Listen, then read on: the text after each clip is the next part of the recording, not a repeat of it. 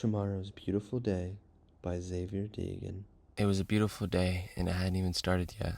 I sat on the couch with my brother, Matthew, who recently buzzed his head and was going through an identity crisis, so we picked up the flute. The first few weeks, he was a bit sharp, but on this day, he played an almost perfect tune. It was like I was lost, traveling through an empty forest with the sun as my guide. I nearly shed a tear, then he messed up and lost the perfect tune. He's been chasing it ever since. After he stopped playing and we had freaked out, he asked me about the letters we sent back and forth. I thought I told him before, but I told him again. Letters me and this girl have been sending back and forth for a few months now. He asked, Why letters? Why not use cell phones like normal people? how was he supposed to understand why we do what we do, so I told him. First met her on a bus. I sat next to her and we hit it off. Got up and noticed she left a letter in her seat. So I decided to send one back and sent another letter. She sent one back and the rest is history. Have you ever met her other than the bus? I shook my head. How come? I thought on it. Why didn't I meet you sooner? I got flustered and said, I don't know, Matthew. Why do you even care so much? He reached over the couch. 'Cause his letter came from her yesterday? I dropped the controller and snatched the letter away. I tore it from the side and held it upside down to watch it fall out slowly. It feels metaphoric. This letter was smaller than most, so it fell out swiftly. I caught it and unfolded it gently. I noticed you decorated any blank space with stars, swirls, trees, and hearts. It made me smile, and then I read it. Dear Maverick, it's August 28th and my stomach is still in a knot. It is probably the first day of school feeling. So long high school and hello to college. Thankfully, my schedule isn't so bad. Unfortunately, my mom needs the car for the week, so I'm forced to take the train. The thing is, I've only ever ridden the bus to and from work. It'll be my first time, and I'm afraid to do it alone. I know you won't have enough time to send a response letter, so I'm really counting on you to come. Meet me at the transfer center in front of Cumberland Mall. I'll be waiting there at bus lot 10 until 8 a.m. Sincerely, May. P.S. It's supposed to rain. Bring an umbrella. My heart was beating out of my chest. You wanted me to go to school with you. Even more, it was the next day that you were going. I ran out of the living room and barged into my room. I searched through my closet for any clothes that would look half decent. Among the pile, I found a flowy button-up blouse and a pair of khaki pants that needed a rinse. I threw them in the wash and sat back on the couch. When I sank in the cushion, I had a thought go off in my head. I laid back and asked, Yo, are you busy tomorrow? Nothing in particular. Maybe at the gym, lay out by the pool. Why do you ask? Nice. I was wondering if I could take your car out. You seriously want to drive Delilah?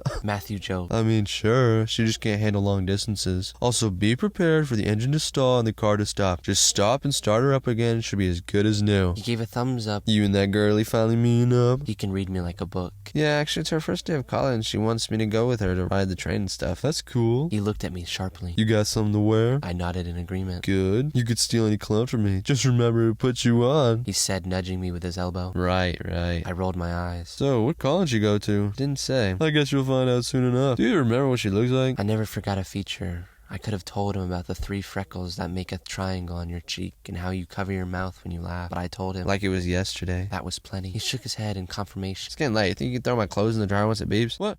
Oh yeah, sure, I got you. He said, waving me off. I did my nightly routine of brushing my teeth and throwing water in my face. I told myself the prayer my dad used to sing to me each night and shut my eyes tight. It was like Christmas night all over again. I struggled to sleep, so I counted sheep, but that did nothing. All I could think about was you. What was the first thing I was going to say? Should I hug you? Will you recognize me? My mind was racing fast. I could even hear the zoom of every thoughts passing by. Do I have an alarm set? I thought to myself as my eyes jerked open and I reached for my phone. I did not have an alarm set, so I set one for 7, 7:15, and 7:30 just to be extra careful. I put my phone back down and laid on my back. I shut my eyes, hoping to sleep, only to be met with restlessness all night. I eventually did fall asleep, only hours later. I can only recall one dream from that night. It was about me walking this never-ending bridge, and when I looked over the edge, I couldn't see past the fog. The only other thing I remember was at the end of the bridge, or what seemed to be the end, someone was holding an umbrella. However, the closer I got to them, the further they seemed to be. I peeled open my eyes, and I was proud of myself for waking up before all my alarms. I checked my phone, and that grin had disappeared. Not only did I not wake up before any of my alarms, I actually slept through all of them. I launched out of bed and rushed to the dryer only to find it empty and the washer hatch to be opened. No, I said as I lifted my moldy clothes. I reckon Matthew opened the washer while watching TV, so when he missed a scene, he ran back and rewinded it, and then proceeded to forget about my clothes. Great. Now they are unwearable. So much for his help. I threw the clothes back in the washer and hurried to my room. I dug through the pile of clothes for a last-ditch effort of an outfit. I tossed clothes behind me left and right, then gave some of them an old smell check. I had no luck until I found an oversized red shirt that had a small hole in it and a pair of jeans that must have been women's, but they fit nicely. I dressed myself quickly, threw on deodorant, and got stuck on cologne. I could wear Matthews, who notoriously praised them and said, quote, wear these to a party and you're guaranteed to be the first person with their pants off. As much as I trusted his word, I didn't want those implications. I was so nervous nervous about seeing you and I wanted to look my best self for you. So I wore the cologne my mom gave me for Christmas when I was 15. I wet my hair and massaged in some paste to make it wavier than usual. I took a deep breath and said aloud, "Don't be afraid." I nodded to my reflection and headed for the front door. I slid on my shoes, picked up my skateboard resting on the wall, and grabbed Matthew's keys that dangled from the hook. Then I was out the door. I bolted down the stairs and burst out the door into the parking lot. I spotted his car underneath the tree. Bingo. I jogged up to it, unlocked it, and threw my board in the back. I positioned the seat to my liking and then turned to start it up, but it didn't budge. I tried again, meeting a failure. I pulled out the key, gave it a kiss, and tried again. The kiss must have done the trick because it started up smoothly. I threw it in drive and I sped out of the complex under the main road. I didn't bother with music. I was too busy looking back and forth between the digital clock and the road. I was sweating more and more as the time neared 8. Every minute went quicker than the last as I flew through traffic. I would veer in between cars recklessly if it meant I'd get there a couple of seconds earlier. Paces Ferry Road felt a lot longer than I remembered. Each turn led to a stoplight that was closing the distance between me and the mall. However, the lights were always red. I would drum against the steering wheel to distract myself from the time as I only had under 15 minutes to arrive and I was still several lights away. I gritted my teeth, and as soon as it turned green, I pressed on the gas, but the car shook and came to a halt. I tried to move, but it wouldn't budge. I remember Matthew saying something about it stalling. I turned the car off and tried again just for it to not work. The line of cars behind me were honking and screaming at me. Get a move on already! My heart was pounding in my chest, and my palms were sweaty. The light transitioned from green to yellow. I pulled out the key, gave it a kiss, and cranked it. She started up, and I floored on the gas and screamed, "Thank you, Delilah!" as I flew through the red light. I glared in the rearview mirror in case any cops were trailing me. Fortunately, there were not. But unfortunately, when I focused back on the road, there was a swarm of cars bending around the corner that hid the final light from view. I pulled up behind a MARTA bus. Slowly but surely, I made my way up the road and finally reached the last light, but the bus blinded me from seeing it. Cars sped by on the main road for a minute until they all stopped. I was ready to take my foot off the brake. However, the other side got the green light first. Many cars passed on the left, but most were turning. After a good minute, the cars began to move. The bus puffed out smoke and chugged on. I took my foot off the brake and was easing on the gas when some old man cut me off and forced his way in my lane. My mouth fell open as my eyes widened. I might have screamed some not-so-nice things that I won't repeat. The bus bent around the corner and I noticed the light was changing as the old man's brake lights shone. I couldn't be late. The lane next to me was empty, but only for one car's length. I darted over and sped past the old man as I threw up a not-so-family-friendly peace sign. And I flew through a red light and said, "One more and I strike out." I wiped my forehead clean of sweat and made my way past the parking deck to the front side of the mall, which had food court in bold letters above the doors. I passed by it and parked closest to the crosswalk facing the road. I stopped the car, grabbed my board, hopped out, locked up, and ran like the wind. I made it to the road and waited as I spammed the walk button. More buses would pass, and I swear each number said 10. I was practically dancing, waiting for the walking man to show up, and when he finally did, I sprinted across the road. I paid no mind to any cars trying to turn. One almost hit me, but I looked at the driver with a smile and pointed to the walking signal. I made my way down the sidewalk, passing buses and empty spots as they descended from 24. I had my fingers crossed that you were still there. I was praying that each bus that was leaving wasn't you. I turned my watch and read 7:59. I picked up the pace and smiled as number 11 came into view. I turned the corner to an empty lot. My smile dropped as I put my hands on my head. If only I'd been a couple minutes earlier, I thought as I looked down to my feet. I had my chance and I blew it right out the window of Delilah. As I was moping in my sorrows, as you called it, a pair of shoes approached and stopped in front. I lifted my head and there you were, tilting your head at me with raised eyebrows. You smiled as you greeted me with a cute wave. If you were to lay your head on my chest, it would sound like a drummer pounding away in there. I wanted to sound confident and say hi like a normal person, but I got choked up by my words. What I was trying to say was, "Hey, how are you?" Instead, it came out in an unintelligible mumble. You stared at me blinking. I straightened my back and cleared my throat and then spoke properly.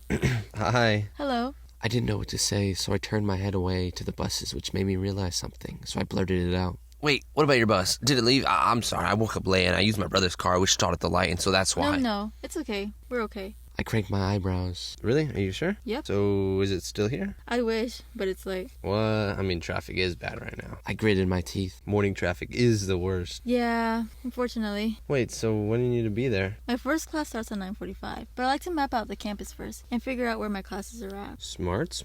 Wait, where do you even go? It didn't say on the letter. Oh, sorry. I go to Oglethorpe. Oh, never heard of it. Not many do. So when does your last class end? Around 3:30. So we'll be stuck in even more traffic when we get out of school. Grape. I laughed at what you said.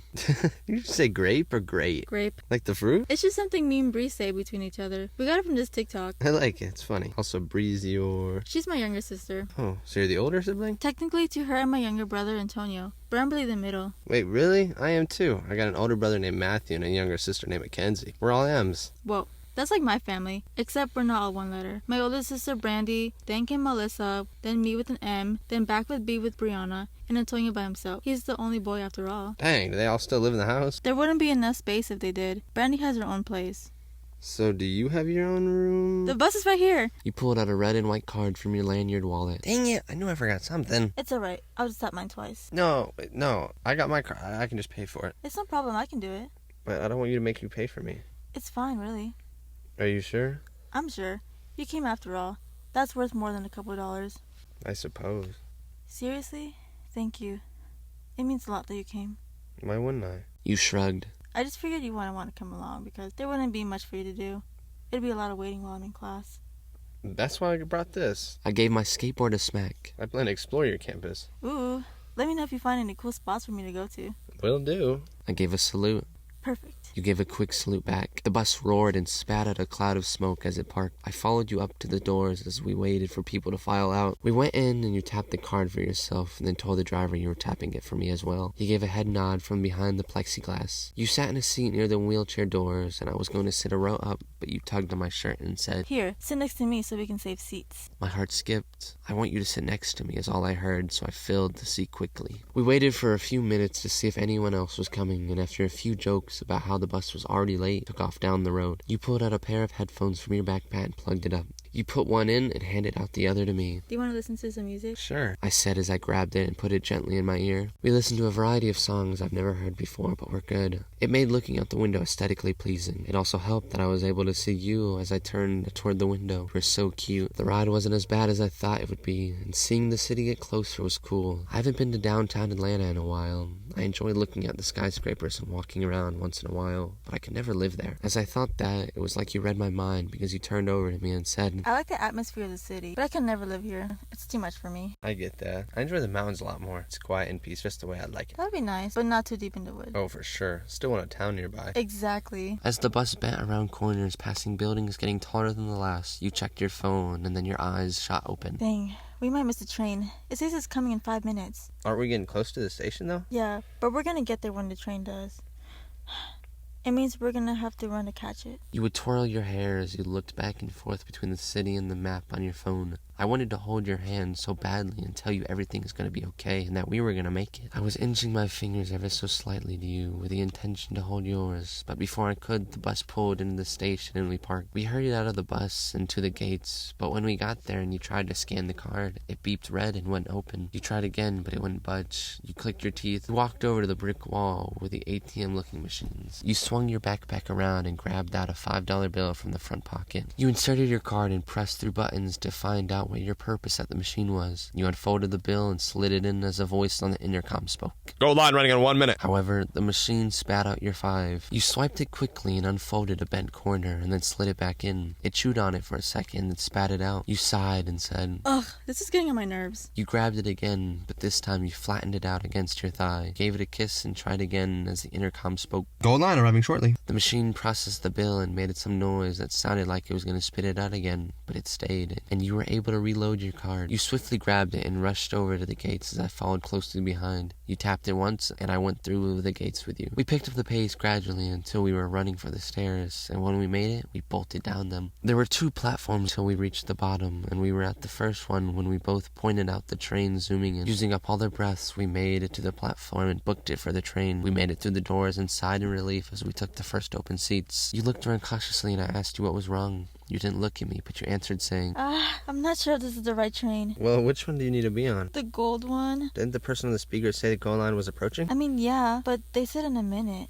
We did get held up at the card refilling station, though. True, but I don't know. You bit on your thumbnail, still looking around anxiously. I tried helping by looking around to find anything that had a color name on it, but I had no luck. The digital screen that scrolled along the directed path, it said Lindenberg Center. I pointed this out and said, Is Lindenberg on the way to your school? I think so, why? That's what the screen just said, so I think this is the right one. You leaned back in the seat and said, Yeah, good thing I got you here. though you still looked around because you were unsure. The doors closed and the train pushed onward. Put in the earbuds and listened to music as you pointed out cool sceneries and we passed. You made sure to keep your map up to ensure we were going the right way, and all seemed to be going well when we made the Lindbergh Center. One more stop, and then we'll get off. You spoke. What's after this one? Should be Lenox. Is there a mall there? Yep, Lenox Mall. Oh yeah, I haven't been there in a while. Me neither. We either go to Cumberland or Town Center. Don't think I've been at Town Center. Brandon takes us like once a month. You get stuff often there? I enjoy window shopping more. Everything's so expensive at the mall. I prefer thrifting. Do you? I love thrifting. This whole outfit is thrifted. As we shared our passion for thrifting, the doors closed and the train continued its path. I didn't turn away from you often as we talked, but the second I did to look at when we would reach the next stop, I read the digital letters that said the next stop was Buckhead. I cut you off and said, You said Lenox was the next stop, right? Uh-huh. Well, this one says the next stop coming up is Buckhead. Are you serious? Your eyes widened. I shook my head and you dug your face in your phone. You intently examined the map and then put the phone in my face. We went on this one As you led your finger across a red line that headed north. when we were supposed to be on this one. As you moved your finger to the gold line that went northeast.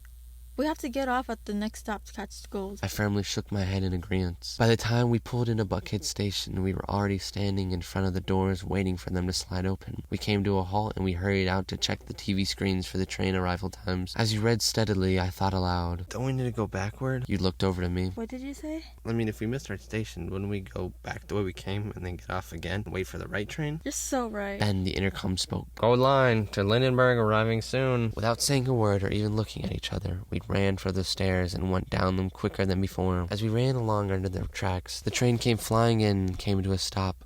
I didn't think, but I grabbed your hand and pulled you along as we made it up the stairs and onto the platform. As soon as we stepped onto the train, the door slid shut. Eyes were staring at us as we caught our breaths and looking for a seat. It was fuller than the last, so only you were able to sit, so I stood beside you. You offered to give up your seat for me, which I thought was sweet, but I refused and wanted you to have it. After a bunch of back and forth, you finally accepted with a condition that if the next train only had one seat, I would take it. You made me pinky promise that I would stick to the agreement. Before we knew it, we made it back to Lindbergh Center, and like last time, we had to run like the wind down the stairs, under the platform as the train arrived, and up the stairs. But this time, we weren't so lucky. We made it to the platform, and we were headed for the train when the doors shut, and it moved along. I could tell this mess was upsetting you, because you were extremely quiet as we sat on the bench waiting for the next train to arrive. I didn't know what to say, and I almost told a poor knock-knock joke, but before I did, you leaned your head on my shoulder. Your hair smelled like honey mixed with tea. I wanted to get a better sniff, but I assumed that would be weird, so I restrained myself. The whole time we waited, my heart pounded and my mind was racing. I'd never been this close to a girl since 9th grade, and that was barely even a thing. The most that happened was we held hands. I didn't know what to say or do, so I stayed as still as possible until the train arrived. I looked over at you to find your eyes were closed shut. You had fallen asleep in those short moments, and I was afraid to wake you, but I had to. I gave you a little shaking, and when you opened your eyes, you shot up and dragged me along inside the train before it could leave us. Thankfully, there was enough seats so we could both sit next to each other.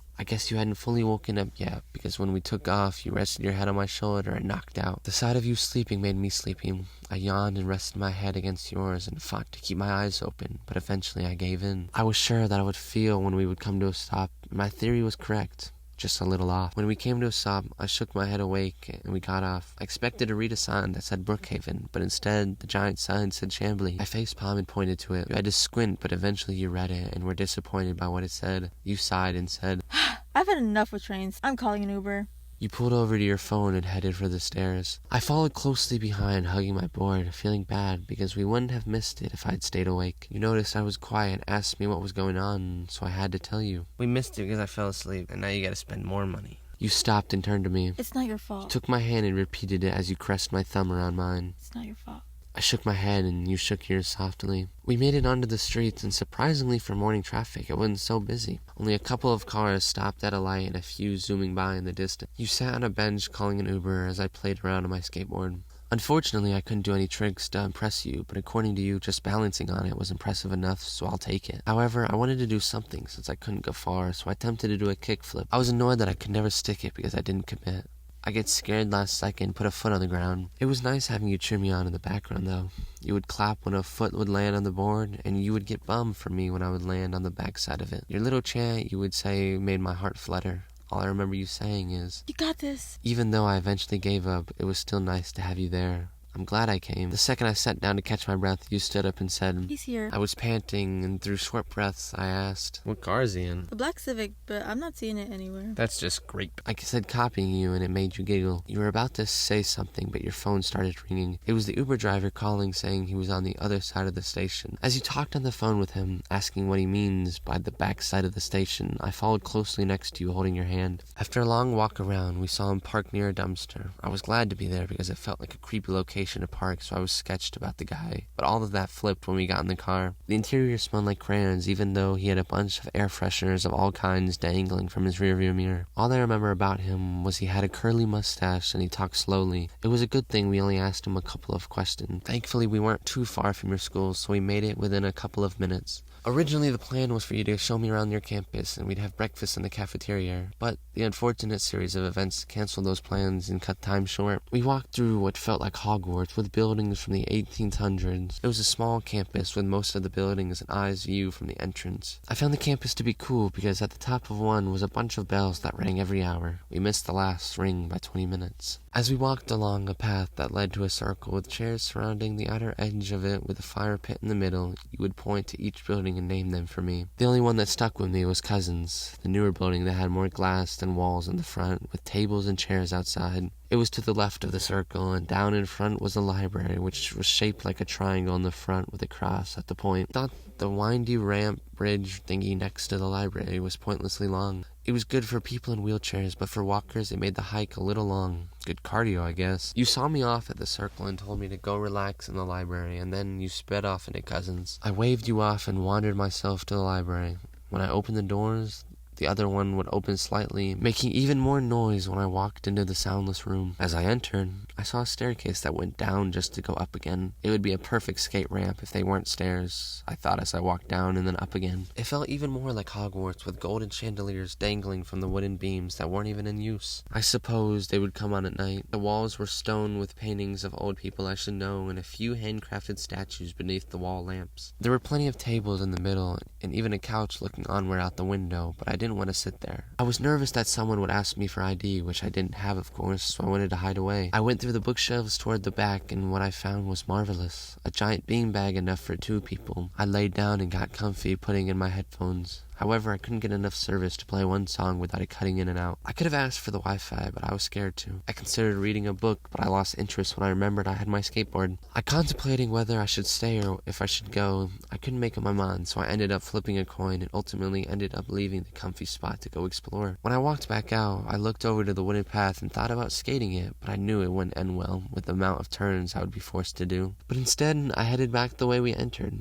I threw my board down and skated down the path. I would get stares either from being obnoxious or because they thought I was cool. Or maybe neither. Perhaps they were curious as to what all the sound was. A skateboard along a sidewalk with those cracks ever so often makes tons of noise. Good thing most people are in class, so it wasn't too many people I was annoying. When I got to the circle, I did this trick called a manual around it, which is basically a wheelie on a skateboard. I held the manual until all 4 wheels touched the ground again, and then I saw a group of people touring the campus coming from the wooden path. I didn't want to get stuck in that crowd, so I headed toward the front gates. I zoomed off when someone called out my name. Maverick, is that you? I came to a halt and looked around. Then, coming toward me from the clock tower building was this guy. He gave me a little wave, and I waved back, even though I didn't know who it was. He got out from under the tree's shadow and into the light, and that's when I realized he was one of my friends from high school. Not true friends, but enough that I'd want to say hi. It was Niles, the skate guy who I met in theater back in 10th grade. Maverick, I didn't know you got here. Oh, I don't. So what are you doing here? I'm riding along with somebody. It was their first time taking the train. And dude, it was a mess. Got lost like 12 times. Really? Well, maybe not like 12, but it was a lot. What luck?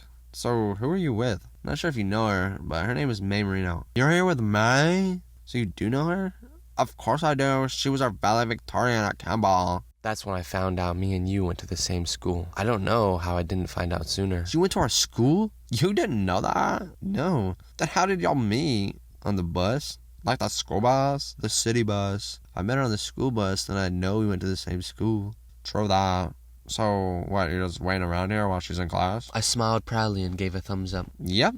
Well, have fun. I got class to catch, so I'll see ya. Deuces, I said as I threw up a peace sign and skated off. When I made it to the front, there was a baseball stadium that had this underpass beneath the stairs that I was able to skate through. It was cool because it felt abandoned and I was picturing myself at the Coliseum. The chipping ground and the poor guardrails furthered my imagination. I skated under there for a while, stopping to recover my breaths when I needed it. The only time I ever left was when we would meet up in the circle after one class was over, and then I would go right back to the stadium passageway once you had to go back. I was tempted to walk out onto the bleachers and sit and watch as the baseball team would practice, but again, I was too scared that I would get called out, so I stayed hidden away. I was eventually forced out of hiding when the whole team came over to the bleachers and started to work on something. I didn't know what they were doing, either cleaning up trash or gathering materials. No clue, but I wasn't sticking around long enough to get noticed, so I left. I skated around your campus some more, and I found a cool spot in the concrete where a root was coming out that made it perfect for dropping in on my board to get some speed. However, I would have to veer into the grass to avoid colliding with people not moving out of the way. It was fun, but I was getting tired, so I wanted to find a place to lay about, and my wishes came true, and at the bottom of the wooden path was this area with a bunch of hammocks in the trees. I smiled big and hurried over to one and threw myself onto the one that was partially in the sun. As I gazed up, it was so beautiful looking through the tall tree branches and watching birds fly and squirrels scampering along the branches. Nature's symphony was soothing me to sleep. I was out in a matter of seconds. I don't remember too much of my dream now, but I do recall being on a sailboat with you and a dog. The sunset was a pretty purple that reflected off the clear ocean waves and made your skin glow and your brown hair shimmer. You turned to me with a smile, and before you had a chance to say anything, I was awoken by rolling off the hammock onto my face. I spat out grime and brushed off my clothes. I didn't want to lay back down in fear that I'd roll off again, so I packed up, aka grabbed my board and left to go explore more. There was a stream I was interested in looking at, but before I could look at it for too long, my phone started to buzz. You were calling me. Before you texted me that you were out of class, but now you wanted to call. I was all giddy, acting like a teenager with a crush. I picked up, and of course my voice cracked when I said, "Hey!" You laughed and said, My class was canceled, so we can head home. Meet me at the usual. Even though you couldn't see it, I saluted and said, Roger, Roger. I hurried off to the circle and got there at the same time as you did. It was the red string of fate. I wanted to wrap my arms around you and tell you how much I missed you, and even tell you about the dream, but I felt like it would be weird, so I held off on it. As we walked toward the bus stop in front of your school, you asked me what I was doing for the time being, and I asked how class was. Talking to you made any walk feel sure. Don't think about where we're going and how far it is, but rather, I didn't take my eyes and ears off of you. Even the noise from the traffic disappeared. We waited for the bus to arrive, and like always, it was late, but it did show. It took us down the street to the train station, where we had to do even more waiting. Thankfully, unlike the bus, the train had a set time and arrive. No cars to cause delay. And unlike earlier this morning, we made sure to triple check that we would get on the right train and off at the right stop. It's a lot faster if you do it the right way. It was a smooth ride in the city where we made it to Atlanta Station. Just looking at the freeway made me sick with the amount of backed up traffic. However, I wasn't too upset because it meant more time with you. I would be happy to be stuck in a storm with you. We made it down the platform and onto the bus lot, where to our surprise, the bus was there before us. You made a joke about how rare that is, and we got on and took our seat. You let me take the window seat, saying, So you can feel like the main character when you look out the window. I laughed and took the seat, and you sat next to me, handing me an earbud. You threw on some radio ahead, which I appreciated, and we waited for the bus driver to come back from the bathroom. People around would comment on his absence, and they had places to be, and that he's holding them up. I thought that was selfish, because the driver's been behind the wheel all day, and they needed to use the bathroom too. I told you about my uncle, who was the train operator, who got cancer because he held in his poop too much. It scares me thinking about it, and I feel bad for him. So I understand if the bus driver needs to step away for a moment. He eventually came back, and we were on the road. As we made it down the highway, the clouds started to tuck and roll as their color darkened. Thunder roared as droplets of rain fell, and soon it became heavy. It clicked in my head as I said aloud, Oh yeah, you did mention that I was going to rain on the letter. Did you happen to bring an umbrella? You blinked at me and said, I forgot. Grape. You smiled and said, Guess we're gonna have to run. Thankfully, the bus has its own lane on the highway, so we were able to breeze past all the backed-up traffic. It's dangerous to drive it in the rain, and in Atlanta, it's even more with the reckless drivers. I think we passed 2 wrecks that weren't bad, but they were enough to cause a blockade of cars. Times like this, it's nice to be a passenger because all the work lays on another's shoulders. As you read for class, I observed the rain trickling down the window, playing that game my brother and I played as kids, racing the raindrops. It was fun and passed the time because before I knew it, we were already at the mall. You packed up and I was prepping myself for the run ahead of us. Then it clicked as I turned to you. Do you have a ride? I spoke. You pushed your hair behind your ear and I said, was supposed to tell my parents to come get me, but I got so used to being with you, I assumed you might take me home. Of course I can. Yay! I love the exclamations you do. They're so cute. We made our way to the front doors, and as soon as we looked down, there was a pool of water ready to soak our shoes. We looked at each other and gave a head nod. I stepped into the foot of water and fully soaked my shoes and socks. I knew what happened. My clothes were getting drenched only being out in the open for a second. As soon as you hopped out, we booked it under the bus awning where people crowded to avoid being drenched. Should we wait it out? You shouted. I peeked out of the clouds and then back to you. I don't think it's going anywhere for a while. Shoot, what do we do? I firmly gripped my board and said, like you said, we run. And then I took off into the rain, splashing through the water that reached my ankles. I looked over my shoulder and there you were following behind as fast as you could. I smiled brightly as we ran past benches and the people waiting. Crosswalk came into view. Thankfully, there was a tree that we could tuck away from the rain as we waited for the Walkman to appear, though it didn't do much. We laughed to ourselves about our wet socks. Your smile is like a shy sunset that hides behind clouds, but its beauty shines through. I wish you didn't cover your smile. The Walkman appeared. We sprinted across the street and through the mall's parking lot. Delilah's white coat emerged from the fog and we hurried to it. I quickly unlocked it and we hopped in. Sitting soaking wet, we laughed, watching the lights from passing cars shimmer. Then you took my hand and said, Can we dance? How could I say no? It's not like we could get any more wet, so I happily agreed and we got out. You ran over to me, took my hand, and spun us around. Cars zoomed by, but the rain nullified the sound. The whole world went quiet as we danced about, kicking water all over. It was so magical, but what made it so perfect was the fact that you pulled me close, and as we locked eyes, you moved forward and met your lips with mine. We shared a kiss of eternal bliss as lightning struck above. The end.